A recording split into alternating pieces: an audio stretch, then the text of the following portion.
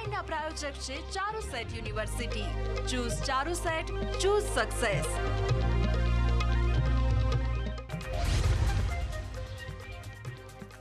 મહારાષ્ટ્ર ફિલ્મને હાઈકોર્ટની લીલી ઝંડી છતાં વિરોધ યથાવત. વિદેશમાં પણ મહારાષ્ટ્ર ફિલ્મને લઈ વિરોધ. વૈષ્ણવાચાર્ય દ્વારકેશ લાલજી પહોંચ્યા નેટફ્લિક્સના હેડક્વાર્ટર.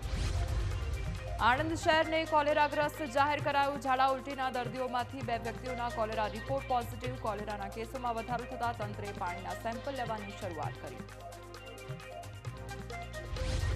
સુરત એસઓજીએ ગેરકાયદેસર રહેતા બાંગ્લાદેશી યુવકની કરી ધરપકડ. ખોટું હિન્દુ નામ ધારણ કરી રહેતો હતો યુવક. આરોપીના ભારતીય પાસપોર્ટ, આધાર કાર્ડ, પાન કાર્ડ તથા એલસી જપ્ત કરાયા. શાસ્ત્રોક્ત મંત્રોચ્ચાર સાથે ભગવાન જગન્નાથનો મહાજળાભિષેક. સંતો, મહંતો અને યજમાનો દ્વારા ભગવાનનો મહાજળાભિષેક કરાયો. મંદિર પરિસરમાં જોવા મળ્યો ભક્તિમય માહોલ.